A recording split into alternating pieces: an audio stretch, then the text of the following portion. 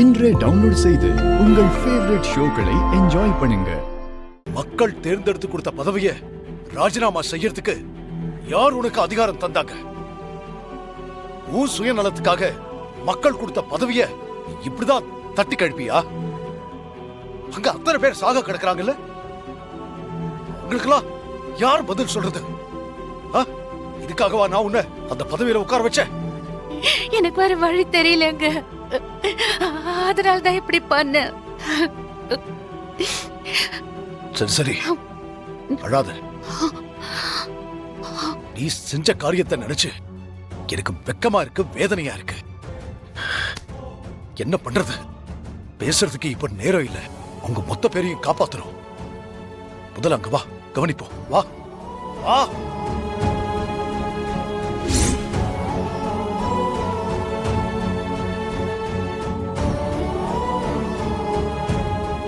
பெரியம்மா ராஜினாமா பண்ண விஷயத்த பெரியப்பா கிட்ட சொல்லிட்டாங்க போல.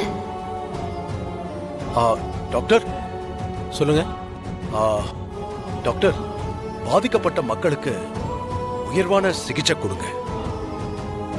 சிகிச்சை கொடுக்க எத்தனை டாக்டர் வேணும்னாலும் நீங்க வரவழைங்க.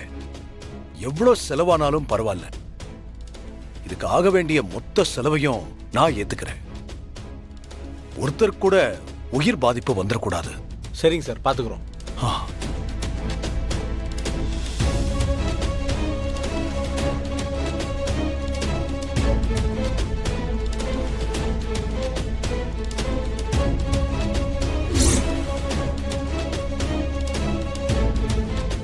சார், கால் பண்ணிருந்தீங்க. இன்ஸ்பெக்டர், ஊர் எல்லையில காட்டு பகுதியில சாராயம் காய்ச்சிருக்காங்க. நீங்க எப்படி கவனிக்காம விட்டீங்க? அந்த கும்பல் தப்பிக்க கூடாது. அவங்கள உடனே கைது பண்ணணும். அதுக்கு ஏற்பாடு பண்ணுங்க. உடனே கிளம்புங்க. சரிங்க சார். பயா, சாராயம் காய்ச்சினதுல பார்வதி அண்ணன் மனோகர் சம்பந்தப்பட்டிருந்தாலும் நம்ம உறவுக்காரன் சொல்லி அவனை விட்டுறக்கூடாது.